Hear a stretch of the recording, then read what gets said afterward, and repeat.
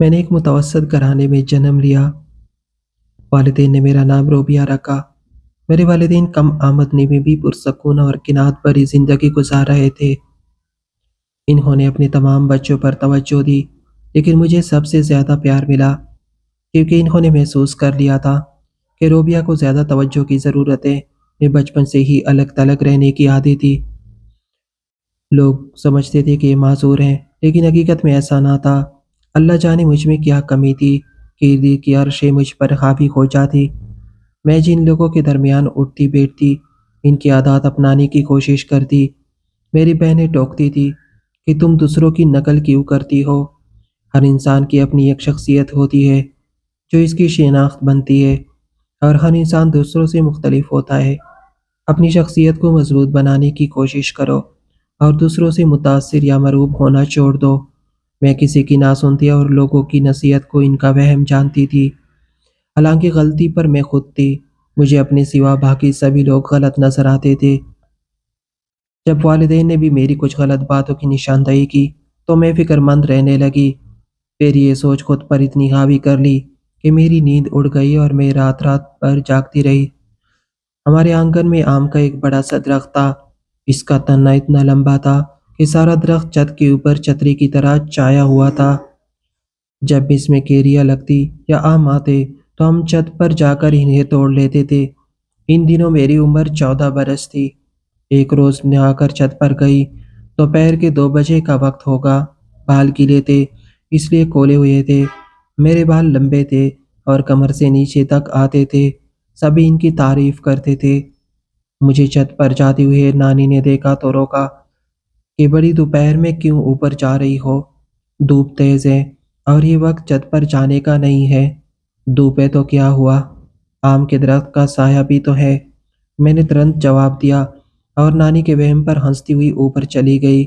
وہ ہمیشہ کہتی تھی کہ مغرب کے وقت چھت پر نہ جایا کرو اور دوپہر کو آم کی شاخوں کو مت ہلایا کرو، تو پھر ہم کب کیریا توڑے؟ میں دل ہی دل میں کڑکتی رہتی۔ نانی ہر دم بس میرے ہی پیچھے پڑی رہتی۔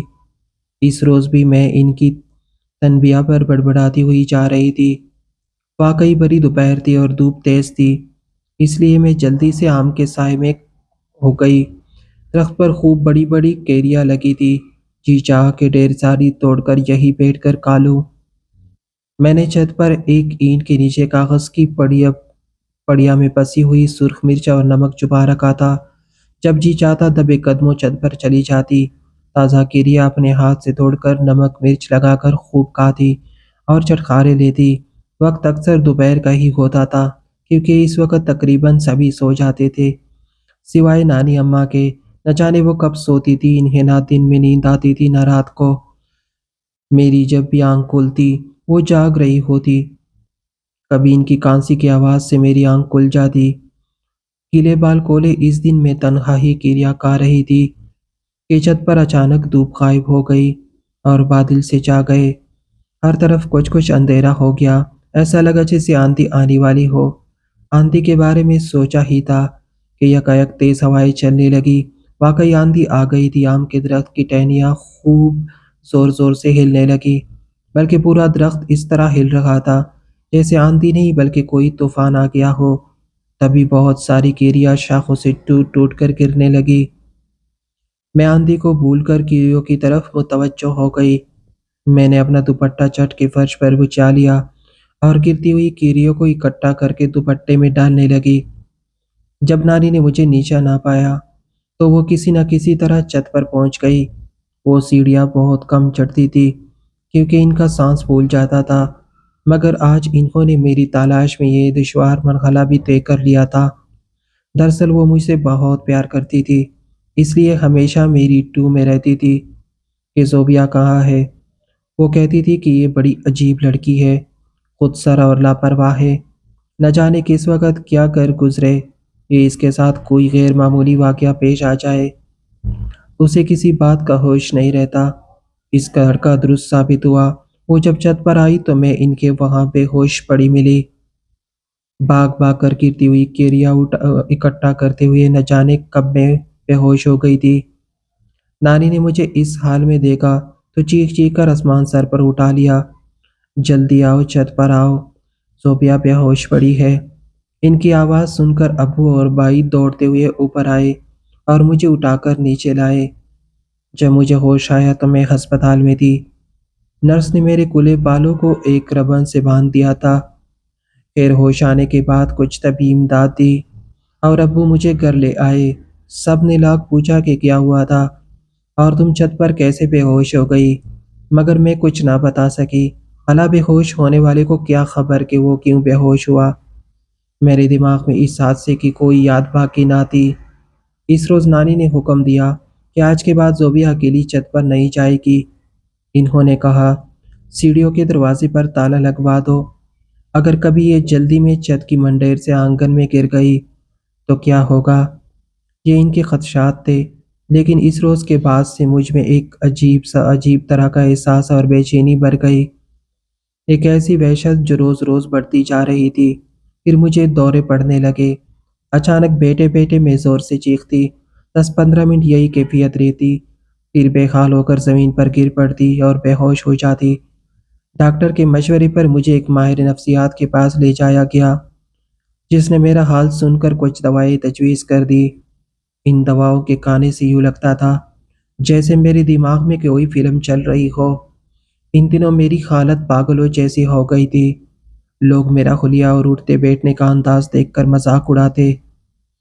والدہ سمجھاتی تھی کہ میں دوسروں کے سامنے ایسی حرکتیں نہ کیا کرو کہ لوگوں کو مذاق اڑانے کا موقع ملے، مگر میں کچھ نہ کچھ پاتی، کیونکہ میں ایسی ذہنی کیفیت میں تھی کہ مجھے خود اپنی خبر نہ تھی۔ وقت گزرتا رہا اور وقت کے ساتھ ساتھ بیماری بھی بڑھتی گئی۔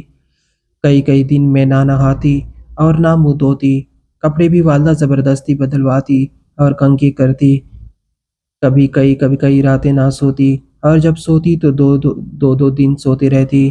غرض میری بیماری سے گھر کے معاملات اور تمام افراد پریشان تھے۔ جب زیادہ دورے پڑتے تو ڈاکٹر کے پاس لے جاتے، وہ ایسی دوائیں دیتا جن سے دماغ سن ہو جاتا۔ اسی کشمکش میں 21-22 سال کی ہو گئی۔ اب چہرے پر عجیب سی بے رونقی اور ہونک پن چھا گیا تھا۔ جو لوگ رشتوں کے لیے آتے وہ مشکوک ہو جاتے۔ میں ان کے سامنے ایک ہی کام بار بار کرتی جس سے وہ سمجھ جاتے کہ لڑکی نارمل نہیں ہے اور وہ دوبارہ نہ آتے۔ ڈاکٹر دوا باقاعدگی سے کھانے پر زور دیتے، لیکن کچھ عرصہ استعمال کرنے سے میرا جی گھبرانے لگتا اور سود بود کھونے لگتی۔ یہ دیکھ کر میرے گھر والے دوا بند کر دیتے۔ میں اب مایوسی کی انتہا پر پہنچ گئی تھی۔ دن رات خودکشی کے خیالات آنے لگتے تھے۔ یہ تیزی میری زندگی مردوں سے بدتر ہو گئی تھی اور بے چینی کی وجہ سے میں ہر وقت چلتی رہتی، یہاں تک کہ تک کر چور ہو جاتی، مگر پھر بھی بے چینی ختم نہ ہوتی۔ کسی دوا سے آرام نہ آتا تھا۔ میں اتنی شدید ذہنی اذیت میں تھی کہ بعض اوقات کافرانہ خیال آتے۔ پھر میں اپنے اللہ سے معافی مانگتی اور کہتی کہ اے اللہ، میرے ساتھ ایسا کیوں ہو رہا ہے؟ میرا کیا قصور ہے؟ اے خالق کائنات، مجھے معاف کر دے اور شفا عطا فرما۔ رمضان المبارک کا مہینہ تھا اور میں اپنے رب سے فریاد کر رہی تھی۔ آسمان ابرو آلود ہو تو جی چاہ کے چھت پر جا کر آسمان کا نظارہ کروں۔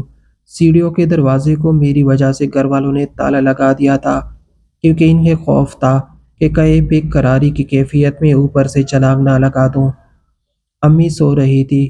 میں نے چپکے سے ان کی الماری کے اوپر سے چابیوں کا گچھا اٹھایا اور دبے پاؤں سیڑھیوں تک پہنچی اور تالا کھول کر چھت پر آ گئی۔ آج لگا جیسے دوبارہ جنم لیا ہو۔ ٹھنڈی ہوا نے دل و دماغ میں تازگی بھر دی۔ جی چاہا کہ رقص کروں، ناچ گاؤں اور اچھلوں کودوں، جیسے مدتوں بعد قید سے رہائی ملی ہو۔ میں نے حسرت سے آم کے پیڑ کو دیکھا۔ خزاں کی وجہ سے سارے پتے جھڑ چکے تھے اور شاخیں سوکھی ہوئی نظر آ رہی تھی، جیسے ان پر بسیرا کرنے والے لوگ کہیں دور چلے گئے ہو۔ ویران درخت پر نہ کوئی چڑیا تھی اور نہ کوئی اوپر پرندہ، یہاں تک کہ کوئی جو ہم وقت آموں پر منڈلایا کرتے تھے وہ بھی کوچ کر گئے تھے۔ یہ آموں کا موسم نہ تھا۔ مجھے وہ دن یاد آ رہے تھے جب درخت کی ٹہنیاں پہلے پہلے آموں اور ہری ہری کیریوں سے لدی ہوتی تھی اور میں ہاتھ بڑھا کر انہیں توڑ لیا کرتی تھی۔ وہ دن بھی یاد آیا جب میں کیریا کھانے چھت پر آئی تھی کہ اچانک آندھی آ گئی اور میں کیریوں کو اکٹھا کرتے ہوئے بدحواس سی ہو گئی تھی، اور پھر جب گر کر بے ہوش ہوئی تو پھر خبر نہ رہی۔ اس دن کی یاد آتی ہی میری آنکھوں میں آنسو بھر آئے۔ میرے دل میں خیال آیا کہ کیوں نہ آج اپنے اللہ سے عاجزی سے التجا کروں کہ ویسے ہی دن میری زندگی میں دوبارہ آ جائے جیسے پہلے تھے، جب میں ٹھیک ٹھاک اور صحت مند ہوا کرتی تھی اور زندگی سے لطف اندوز ہو سکتی تھی۔ اس خیال کے آتی ہی میں نے آسمان کی طرف دیکھا۔ بادل چھاتے جا رہے تھے۔ میں نے چھت کے فرش کو صاف کیا، دو زانوں ہو کر بیٹھ گئی اور سر سجدے میں رکھ دیا۔ میں رو رو کر اور گڑگڑا گڑا کر دعا مانگ کرنے لگی، اے خالق کائنات میری دعا قبول فرما لے اور مجھے پہلے جیسا صحت مند کر دے۔ میں نے دیر تک دعا مانگی، رونے کی وجہ سے آنکھیں سرخ ہو گئی، آنسو تھے کہ بہتے جا رہے تھے اور رکنے کا نام نہ لیتے تھے۔ وہ شاید قبولیت کی گھڑی تھی کہ میری دعا سن لی گئی۔ کافی دیر تک جب گھر والوں نے مجھے نہ پایا تو ڈھونڈ مچ گئی۔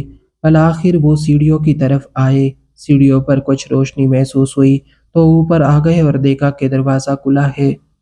بھائی اور بہن دوڑتے ہوئے چھت کی جانب آئے جہاں میں تو نواز بیٹھی تھی۔ انہوں نے دیکھا، دیکھو یہی تو اس کی حرکتیں ہیں، نہ جانے کب سے یہاں بیٹھی ہے اور کیا کر رہی ہے۔ دعا کر رہی ہوں بھائی جان۔ میں نے کہا، آپ پریشان نہ ہو، میں ٹھیک ہوں۔ اچھا اب نیچے آ جاؤ، شام ہونے لگی ہے۔ انہوں نے بازو سے پکڑ کر مجھے اٹھایا اور نیچے لے آئے۔ امی کے منہ سے نکلا، اللہ تیرا شکر ہے کہ یہ صحیح سلامت ہے۔ میں نے کسی کی نہ سنی، کمرے میں آ کر بستر پر لیٹ گئی اور آنکھیں موند لی۔ یوں ہی آنکھیں بند کیے نہ جانے کب نیند آ گئی۔ میں 2 دن تک سوتی رہی اور جب اٹھی تو والدہ نے بتایا، آج تمہارے ابو کو ان کے ایک دوست نے کسی ڈاکٹر کا بتایا ہے، ان کی بیٹی بھی ایسی ہی بے ہوش ہو کر گری تھی۔ بہت علاج کروائے مگر آرام نہ آیا۔ بالآخر اس ڈاکٹر کے علاج سے وہ ٹھیک ہو گئی۔ میں نے کہا، امی جان اتنے ڈاکٹروں کو دکھا چکے ہیں، اب اس ڈاکٹر کو دکھانے کی حسرت بھی پوری کر لے۔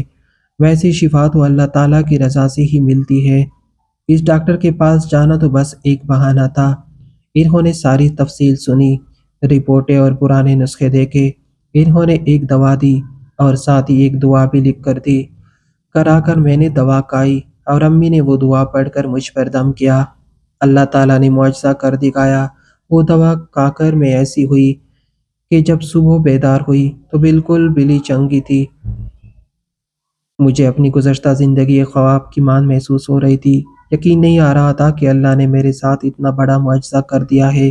میں نے خود کو بہت ہلکا پھلکا محسوس کیا، جیسے کچھ ہوا ہی نہ ہو۔ میں بالکل پہلے جیسی ہو گئی۔ بعد میں اپنے بال بھی دوبارہ بڑھا لیے کیونکہ بیماری کے دنوں میں نہاتی کم تھی اور بالوں میں جوئیں پڑ جاتی تھی، اس لیے امی نے بال کٹوا دیے تھے۔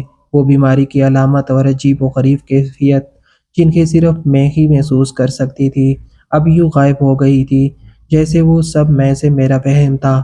رفتہ رفتہ میری بھوک کھل گئی اور میں ٹھیک طرح سے کھانے لگی۔ چہرے کی رونق بحال ہو گئی اور حواس خفگی سے مکمل نجات مل گئی۔ یادداشت بہتر ہونے لگی اور میں صحیح سمت میں سوچ سکتی تھی۔ ہاتھ پاؤں اب میرے قابو میں تھے۔ پہلے اگر میں کرسی یا چرپائی پر بیٹھی ہوتی تو بلا ارادہ ایک ٹانگ تیزی سے ہلاتی رہتی تھی اور مجھے خود پتہ نہ چلتا، لیکن دیکھنے والے اسے نوٹ کرتے تھے۔ اب میں بالکل نارمل انداز میں بیٹھی تھی۔ امی میری صحت مندی پر بہت خوش تھی اور اب انہوں نے پھر سے میری شادی کے بارے میں سوچنا شروع کر دیا تھا۔ ایک روز ابو مجھے انہی ڈاکٹر صاحب کے پاس لے گئے جن کی دوا سے مجھے شفا ملی تھی۔ ہم دراصل ان کا شکریہ ادا کرنے گئے تھے۔ ڈاکٹر صاحب جب مجھ سے باتیں کر رہے تھے اسی وقت ایک خوبصورت نوجوان کمرے میں داخل ہوا۔ ڈاکٹر نصیر صاحب نے تعارف کروایا، یہ میرا فرزند ہے اور اس کا نام ارجمند ہے، یہ بھی ڈاکٹر ہے۔ ارجمند نے ایک نظر مجھے دیکھا، سلام کیا اور واپس چلا گیا۔ ارجمند کی تعیناتی ایک سرکاری ہسپتال میں بطور ماہر نفسیات ہوئی تھی۔ کچھ دن گزرے تو ابو نے امی کو بتایا کہ ارجمند نے روبیہ کو پسند کر لیا ہے اور وہ رشتے کا خواہاں ہے۔ آج ڈاکٹر نصیر کا فون آیا تھا، روبیہ سے پوچھ لو، اگرچہ وہ اب ٹھیک ہو گئی ہے پھر بھی اس کے رائے جاننا ضروری ہے۔ اگلے دن امی نے مجھ سے ارجمند کے بارے میں پوچھا۔ میں اسے دیکھتی تو چکی تھی اور میرے ذہن میں اس کی صورت کا نقش موجود تھا۔